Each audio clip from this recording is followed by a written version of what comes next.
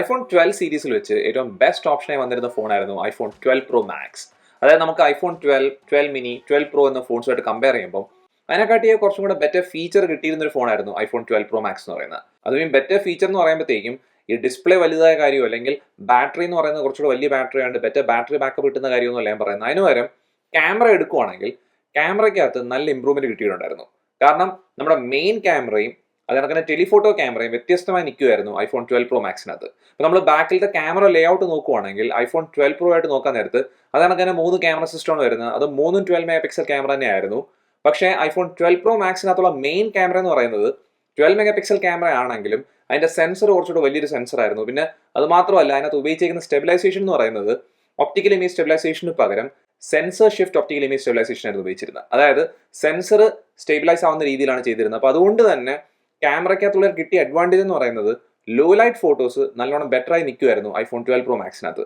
അതിപ്പോൾ നമ്മൾ 2024 നോക്കിയാലും ആ ഒരു അഡ്വാൻറ്റേജ് നമുക്ക് കാണാൻ പറ്റും. അതായത് ഈ 12 പ്രോ മാക്സ് വെച്ചെടുക്കുന്ന ഫോട്ടോസ്, മെയിൻ ക്യാമറ വെച്ചെടുക്കുന്ന ഫോട്ടോസ് നോക്കുവാണെങ്കിൽ നല്ല ലൈറ്റിംഗ് കണ്ടീഷനിൽ നല്ല രീതിയിൽ തന്നെ കിട്ടുന്നതൊക്കെ തന്നെ ലൈറ്റ് മോശം വന്ന സമയത്തും അത്യാവശ്യം നല്ല ക്വാളിറ്റി തന്നെയാണ് ഫോട്ടോസ് വരുന്നത്.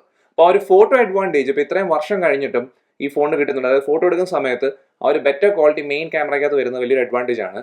പക്ഷെ നമുക്ക് അതിൻ്റെ കൂടെ തന്നെ ഇപ്പോൾ അൾട്രാ വൈഡ് ആംഗിൾ ക്യാമറ ഒക്കെ നോക്കുവാണെങ്കിൽ അൾട്രാ വൈഡ് ആംഗിൾ ക്യാമറ വലിയ ഗുണമില്ലെങ്കിലും, അതായത് നമുക്ക് നല്ല കണ്ടീഷൻ മാത്രം ഉപയോഗിക്കാൻ പറ്റുന്ന ഒരു ക്യാമറ ആണെങ്കിലും ടെലിഫോട്ടോ ക്യാമറയ്ക്കകത്ത് എനിക്ക് തോന്നിയ അഡ്വാൻറ്റേജ് എന്ന് പറയുന്നത് ഇപ്പോൾ 2.5x സൂം ആണ് ഉള്ളതെങ്കിലും ആ ഒരു സൂം റേഞ്ചിന്റെ അഡ്വാൻറ്റേജ് അല്ല. അതിന് പകരം പോർട്രേറ്റ് ഫോട്ടോസ് എടുക്കുന്ന സമയത്ത് കുറച്ചുകൂടെ ഷാർപ്പായ പോർട്രേറ്റ് ഫോട്ടോസ് ആണ് കിട്ടുന്നത്. അതായത് നമുക്ക് ലൈറ്റ് കുറഞ്ഞ കണ്ടീഷനിലും അത്യാവശ്യം നല്ല പോർട്രേറ്റ് ഫോട്ടോസ് കിട്ടുന്നുണ്ട്. അതായത് ഈ ക്യാമറ സിസ്റ്റം നോക്കുവാണെങ്കിൽ ഇപ്പോഴും ഈ 2024 12 സീരീസിനകത്ത് വെച്ച് ഏറ്റവും മികച്ച ക്യാമറ സിസ്റ്റം വരുന്ന ഒരു ഫോണാണ് ഐഫോൺ 12 പ്രോ മാക്സ് എന്ന് പറയുന്നത്.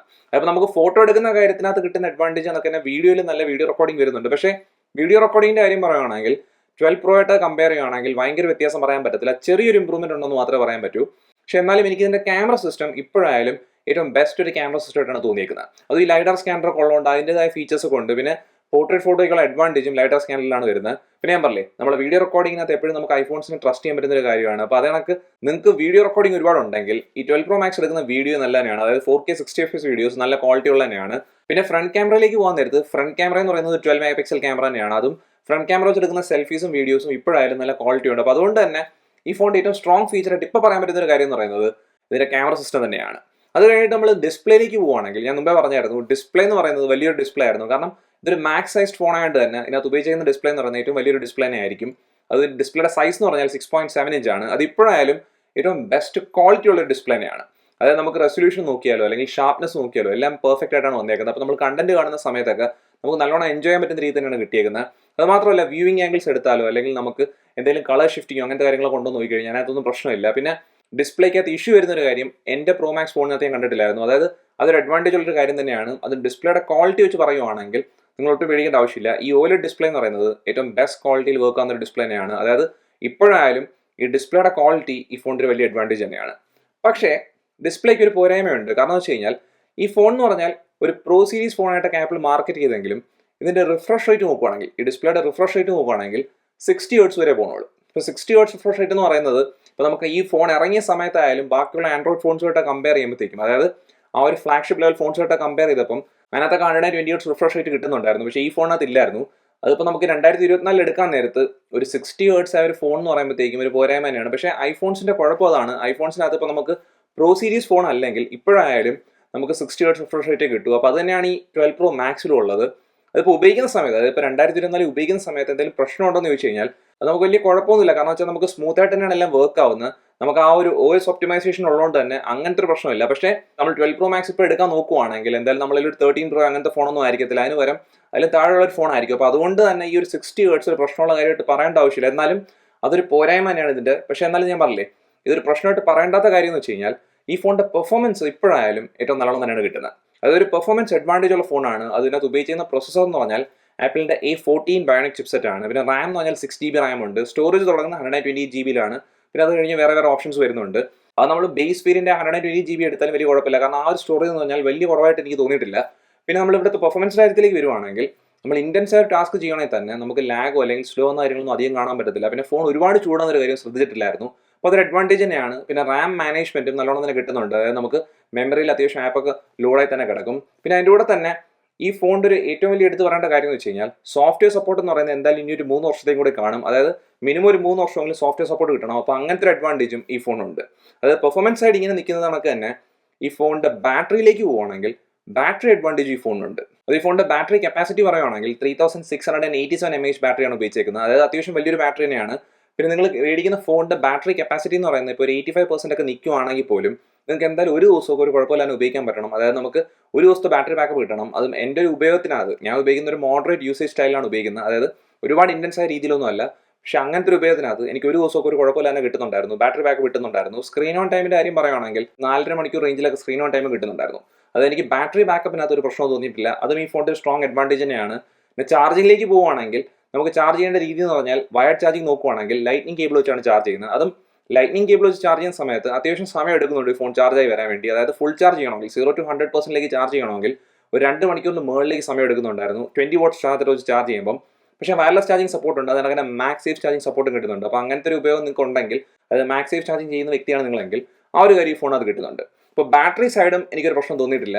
അതിനൊക്കെ തന്നെ ഡിസൈൻ്റെ കാര്യവും ബിൽഡ് ക്വാളിറ്റിയുടെ കാര്യം പറയാൻ നേരത്ത് ഡിസൈൻ എന്ന് പറയുന്നത് ഇപ്പോൾ ഉള്ള ഐഫോൺസ് അല്ലെങ്കിൽ ഇപ്പോൾ ഉള്ള മിക്ക ഫോൺസിൻ്റെയും ഇപ്പോൾ നമ്മൾ സാംസങ്ങിൻ്റെ ഒക്കെ S24 സീരീസ് നോക്കുവാണെങ്കിൽ അതും ഫ്ലാറ്റ് ആയിട്ടുള്ള എഡ്ജാണ് ഉപയോഗിച്ചേക്കുന്നത്. അപ്പോൾ അതിനൊക്കെ അങ്ങനത്തെ ഒരു ഡിസൈൻ സ്കീം തന്നെയാണ് iPhone 12 Pro Maxനും ഉള്ളത്. അത് നമുക്ക് ഫ്ലാറ്റ് ആയിട്ടുള്ള സ്റ്റെയിൻലെസ് സ്റ്റീൽ ഫ്രെയിമാണ് വന്നേക്കുന്നത്. പിന്നെ ഫ്രണ്ടിലും ബാക്കിലും ഗ്ലാസ് ആണ് വരുന്നത്. അതും എടുത്തു പറയേണ്ട ഒരു കാര്യം എന്ന് വെച്ച് കഴിഞ്ഞാൽ ഈ ഫോണിൻ്റെ ബിൽഡ് ക്വാളിറ്റി ഏറ്റവും ബെസ്റ്റ് രീതിയിലാണ് നിൽക്കുന്നത്. അത് ഫോണിൻ്റെ ബിൽഡ് ക്വാളിറ്റിക്കകത്ത് ഒരു കുഴപ്പം പറയില്ല. കാരണം ഫോൺ വളയുന്ന കാര്യം അങ്ങനത്തെ കാര്യങ്ങളൊന്നും ശ്രദ്ധിക്കാൻ പറ്റത്തില്ല. പിന്നെ നമ്മൾ ബട്ടൺസിൻ്റെ കാര്യമൊക്കെ എടുക്കുകയാണെങ്കിൽ തന്നെ വോളിയം ബട്ടനും സൈഡ് ബട്ടനും ഒക്കെ എടുക്കുകയാണെങ്കിൽ തന്നെ അത് നല്ലോണം തന്നെ വർക്ക് ആവുന്നുണ്ട്. പിന്നെ മ്യൂട്ട് അൺമ്യൂട്ട് സൈഡ് നല്ലോണം തന്നെ വർക്ക് ആവുന്നുണ്ട്. നമുക്ക് ഫോണിനകത്ത് സ്ക്രാച്ച് ഒക്കെ അത്യാവശ്യം കാണാൻ പറ്റും. കാരണം എന്ന് വെച്ച് കഴിഞ്ഞാൽ സ്റ്റെയിൻലെസ് സ്റ്റീൽ ഫ്രെയിം ആയതുകൊണ്ടും പിന്നെ ഇങ്ങനത്തെ ഒരു ഷൈനി സർഫസ് ആയതുകൊണ്ട് തന്നെ നമ്മൾ സ്ക്രാച്ച് നല്ലോണം ശ്രദ്ധിക്കാൻ പറ്റും. പക്ഷേ എന്നാലും എനിക്ക് പൊതുവേ ഈ ഫോണിൻ്റെ ബിൽഡ് ക്വാളിറ്റി എന്ന് പറഞ്ഞാൽ ഒരുപാട് ഇഷ്ടപ്പെട്ടിട്ടുണ്ട്. പക്ഷേ ഡിസൈനിനകത്തും ഒരു പ്രശ്നം എന്ന് പറയുന്നത് ഒരുപാട് വലിയൊരു ഫോണാണ് iPhone 12 Pro Max എന്ന് പറയുന്നത്. അതും ഈ വലിയൊരു ഫോൺ ആയതുകൊണ്ട് തന്നെ നമുക്ക് വേറെ കാര്യം ശ്രദ്ധിക്കണമെന്ന് വെച്ച് കഴിഞ്ഞാൽ ഈ ഫോണിൻ്റെ നമ്മൾ കൈ പിടിക്കുമ്പോൾ ഒരു ഇൻഹാൻഡ് ഫീലിൻ്റെ കാര്യം പറയുകയാണെങ്കിൽ അത് അത്യാവശ്യം മോശമായിട്ടാണ് എനിക്ക് തോന്നിയിരിക്കുന്നത്. പിന്നെ അതിലൂടെ തന്നെ ഈ ഫോൺ കേസ് ഇട്ട് ഉപയോഗിക്കുന്നതാണ് എപ്പോഴും സേഫ് ആയിട്ട് എനിക്ക് തോന്നിയിട്ടുള്ളത്. പക്ഷെ നമ്മൾ കേസ് ഇടുന്ന സമയത്ത് ഫോണിൻ്റെ ആ വെയിറ്റും കാര്യങ്ങളും എല്ലാം കുറച്ചുകൂടെ നമുക്ക് കൂടിയാണെന്ന് തോന്നും. അതായത് ഈ ഫോണിൻ്റെ വെയിറ്റ് നമ്മൾ കേസ് ഇടാതെ ഉപയോഗിക്കുമ്പോൾ തന്നെ നല്ല വെയിറ്റ് ഉള്ളൊരു ഫോണാണ്. പിന്നെ ഞാൻ പറഞ്ഞില്ലേ നല്ല വലിപ്പം ഉള്ളതുകൊണ്ട് തന്നെ ആ ഒരു പ്രശ്നമുണ്ട്. അപ്പോൾ അതുകൊണ്ട് തന്നെ ഇൻഹാൻഡ് ഫീൽ എന്ന് പറയുന്നത് iPhone 12 Pro Maxന് അത്ര നല്ലതൊന്നുമല്ല. പക്ഷേ നിങ്ങൾക്ക് വലിയ ഫോൺ ഉപയോഗിക്കുന്നതിനകത്ത് പ്രശ്നമൊന്നും ഇല്ലെങ്കിൽ അത് വലിയൊരു കുഴപ്പമായിട്ട് തോന്നത്തില്ല. പിന്നെ ഞാൻ പറഞ്ഞില്ലേ വലിയ ഫോൺ ആകുമ്പോൾ ഒരു അഡ്വാൻറ്റേജിനകത്തുണ്ട്. അതായത് ബാറ്ററി ബാക്കപ്പിനകത്തുള്ള അഡ്വാൻറ്റേജും അതിനൊക്കെ തന്നെ ഡിസ്പ്ലേ ഇത്രയും വലുതായിട്ട് തന്നെ മുമ്പേ പറഞ്ഞാൽ നമ്മൾ കണ്ടന്റ് കാണുന്ന സമയത്ത് നമുക്ക് നല്ലോണം എൻജോയ് ചെയ്യാൻ പറ്റുന്ന ഒരു അഡ്വാൻറ്റേജും ഉണ്ട്. നമ്മൾ ഗെയിം കളിക്കുന്ന സമയത്തൊക്കെ ആ ഒരു അഡ്വാൻറ്റേജ് കിട്ടുന്നുണ്ട്. പിന്നെ നമ്മൾ ഈ ഡിസ്പ്ലേയുടെ കൂടെ തന്നെ നല്ല സ്പീക്കർ സിസ്റ്റം ഈ ഫോണിൽ കിട്ടിയിട്ടുണ്ട്. അതായത് ഇപ്പോൾ ഉപയോഗിച്ച സമയത്ത് തന്നെ അതായത് നമുക്ക് ഈ സ്പീക്കേഴ്സിൻ്റെ കാര്യം പറയാൻ നേരത്ത് ഈ താഴെ കാണുന്ന ഗ്രില്ലും ഇയർ പീസ് സ്പീക്കറാണ്. അതും ഈ സ്പീക്കറിൻ്റെ ഔട്ട്പുട്ട് പറയുവാണെങ്കിൽ നല്ല ഔട്ട്പുട്ട് ഉണ്ട്. അത്യാവശ്യം നല്ലോണം ലൗഡ് ആവുന്നുണ്ട്. പിന്നെ ക്ലാരിറ്റിയിലും വലിയ കുഴപ്പമൊന്നും ഇല്ലായിരുന്നു. അപ്പോൾ അതുകൊണ്ട് തന്നെ ഒരു ലൗഡ് സ്പീക്കറിനകത്ത് നമ്മൾ പ്ലേ ചെയ്യുന്ന സമയത്ത് തന്നെ കണ്ടന്റ് നല്ലോണം തന്നെ എൻജോയ് ചെയ്യാൻ പറ്റുന്ന രീതിയായിരുന്നു. പിന്നെ വേറെ കാര്യം നിങ്ങൾ ശ്രദ്ധിക്കേണ്ടതെന്ന് വെച്ച് കഴിഞ്ഞാൽ IP68 റേറ്റിംഗ് ഈ ഫോണിന് വരുന്നുണ്ട്. അതായത് നമുക്ക് 6 മീറ്റർ 30 മിനിറ്റ്സിലേക്കുള്ള വാട്ടർ റെസിസ്റ്റൻസ് കിട്ടുന്നുണ്ട്. അതിനൊക്കെ തന്നെ വൈഫൈയുടെയും ബ്ലൂടൂത്തിൻ്റെയും കണക്ടിവിറ്റിയുടെ കാര്യം പറയുകയാണെങ്കിൽ അതിനകത്ത് എനിക്ക് പ്രശ്നമൊന്നും തോന്നിയിട്ടില്ലായിരുന്നു. പിന്നെ നമുക്ക് 5G സപ്പോർട്ട് ഉണ്ട്. അതും 5G നെറ്റ്വർക്കിനകത്തും നെറ്റ്വർക്ക് ഡ്രോപ്പോ കാര്യങ്ങളൊന്നും അധികം വന്നിട്ടില്ലായിരുന്നു. അത് നമ്മൾ മൊത്തത്തിൽ നോക്കാൻ നേരത്ത് ഇപ്പോൾ 2024 ഏറ്റവും ബെസ്റ്റായിട്ട് നിൽക്കുന്ന ഒരു ഓപ്ഷൻ തന്നെയാണ് iPhone 12 Pro Max എന്ന് പറയുന്നത്. പക്ഷേ ഇപ്പോൾ ഒരു പ്രശ്നമുള്ളൊരു കാര്യം എന്ന് പറയുന്നത് ഈ ഫോണിൻ്റെ എല്ലാ ഫീച്ചേഴ്സും ഇത്രയും നല്ലോണം തന്നെ നിൽക്കുവാണെങ്കിലും ഇതിൻ്റെ പ്രൈസിംഗ് എന്ന് പറഞ്ഞാൽ ഇപ്പോഴും അത്യാവശ്യം കൂടി തന്നെ നിൽക്കുവാണ്. അതായത് പ്രൈസിംഗ് എടുക്കുമ്പോഴാണ് ഈ ഫോണിൻ്റെ ഒരു ഡ്രോബാക്ക് വരുന്നത്. അതായത് മിക്ക യൂണിറ്റ്സിനും 40,000 മുകളിലൊക്കെയാണ് പ്രൈസ് കാണുന്നത്. ചിലതിനൊക്കെ 50,000 റേഞ്ചിലൊക്കെയാണ് ഞാൻ കണ്ടത്. അതായത് സെക്കൻഡ് ഹാൻഡ് മാർക്കറ്റിനകത്ത് കണ്ടത്. അപ്പോൾ അതെന്ന് പറഞ്ഞാൽ അത്യാവശ്യം കൂടി നിൽക്കുന്ന ഒരു പ്രൈസിംഗ് ആണ്. അതും അങ്ങനെ പ്രൈസിംഗ് കൂടി നിൽക്കുമ്പോൾ നിങ്ങൾ ശ്രദ്ധിക്കേണ്ട ഒരു കാര്യം എന്ന് വെച്ച് കഴിഞ്ഞാൽ നിങ്ങൾക്ക് ഇത്രയും വലിയൊരു ഫോൺ വേണ്ട. അതായത് നിങ്ങൾക്ക് ഒരു മാക്സ് സൈസ് ഫോൺ വേണ്ടെങ്കിൽ ഈ ഫോണിൻ്റെ പ്രൈസിങ്ങും 13 Proൻ്റെ പ്രൈസിങ്ങും തമ്മിൽ വലിയൊരു വ്യത്യാസം ഇല്ലെങ്കിൽ, അതായത് 13 Proന് ചിലപ്പോൾ ഇച്ചിരി കൂടെ കൂടുതൽ മാത്രമേ ഉള്ളെങ്കിൽ 13 Pro എടുക്കുന്നതാണ് ഏറ്റവും ബെസ്റ്റ് ഓപ്ഷനായിട്ട് എനിക്ക് തോന്നുന്നത്. അപ്പോൾ അതാണ് ഈ ഫോണിൻ്റെ ഒരു ഡ്രോബാക്ക് എന്ന് പറയുന്നത്. അതായത് ഈ ഫോണിൻ്റെ പ്രൈസിങ് കൂടി നിൽക്കുന്നതുകൊണ്ട് തന്നെ നിങ്ങൾക്ക് ഇത് കഴിഞ്ഞിട്ട് ഇതിൻ്റെ അടുത്ത ഓപ്ഷനായ 13 Proയിലേക്ക് പോകണമെങ്കിൽ, അത് 13 Pro Max അല്ല, 13 Pro Maxന് കുറച്ചുകൂടെ നല്ല കൂടി നിൽക്കുമായിരിക്കും. പക്ഷേ 13 Proയും ഈ ഫോണിൻ്റെയും പ്രൈസിങ് ഏതാണ്ട് അടുത്തടുത്ത് വരുവാണെങ്കിൽ ഞാൻ എന്തായാലും പ്രിഫർ ചെയ്യുന്നത് 13 Pro തന്നെയാണ്. പിന്നെ നിങ്ങൾക്ക് വേറെ സംശയമുണ്ട്, ഈ 12 Pro Max ആണോ അതോ 13 ആണോ നല്ലതെന്ന് നിങ്ങൾക്ക് സംശയം ഉണ്ടെങ്കിൽ അത് ഞാൻ പ്രിഫർ ചെയ്യുന്ന 12 Pro Max തന്നെയാണ്. പക്ഷേ ഞാൻ പറഞ്ഞില്ലേ 12 Pro Maxും 13 Proയും തമ്മിൽ കമ്പയർ ചെയ്യുകയാണെങ്കിൽ എനിക്ക് ബെസ്റ്റായിട്ട് തോന്നിയിരിക്കുന്ന ഓപ്ഷൻ 13 Pro തന്നെയാണ്. അപ്പോൾ അതാണ് ഈ ഫോണിൻ്റെ ഇപ്പോൾ 2024 ഒരു ഡ്രോബാക്ക് എന്ന് പറയുന്നത്. അപ്പോൾ ഈ പ്രൈസിങ്ങിനകത്ത് നിങ്ങൾക്ക് നല്ലൊരു ഡീൽ കിട്ടുവാണെങ്കിൽ എന്തായാലും എടുക്കുന്നതിനകത്ത് ഒരു തെറ്റുമില്ല. ഈ ഒരു ഫോൺ എന്ന് പറഞ്ഞാൽ നിങ്ങൾക്ക് നല്ലൊരു ഓപ്ഷനായിട്ട് തന്നെ നിൽക്കും. അത് മാത്രമല്ല സോഫ്റ്റ്വെയർ സപ്പോർട്ട് 3 വർഷമോ അല്ലെങ്കിൽ അതിന് മുകളിലേക്ക് കിട്ടാൻ സാധ്യത ഉള്ളതുകൊണ്ട് തന്നെ എന്ന് പറഞ്ഞാൽ നമുക്ക് ആ ഒരു സമയം നോക്കാൻ നേരത്തെ, അതായത് ലോങ് ടേം നോക്കാൻ നേരത്തും നല്ലൊരു ഓപ്ഷനായിട്ട് തന്നെ നിൽക്കുകയാണ്. അപ്പോൾ ഇത്രയുള്ള വീഡിയോ എന്ന് പറയുന്നത്. വീഡിയോ നിങ്ങൾക്ക് ഇഷ്ടപ്പെട്ടെങ്കിൽ വീഡിയോ ഉറപ്പായിട്ട് ലൈക്ക് ചെയ്യുക, അതുകൂടെ ചാനൽ സബ്സ്ക്രൈബ് ചെയ്യുക, ഈ ചാനൽ പ്രൊമോട്ട് ചെയ്യുക. നമുക്ക് എത്രയും പെട്ടെന്ന് അടുത്ത വീഡിയോയിൽ കാണാം. അതുവരെ ബൈ.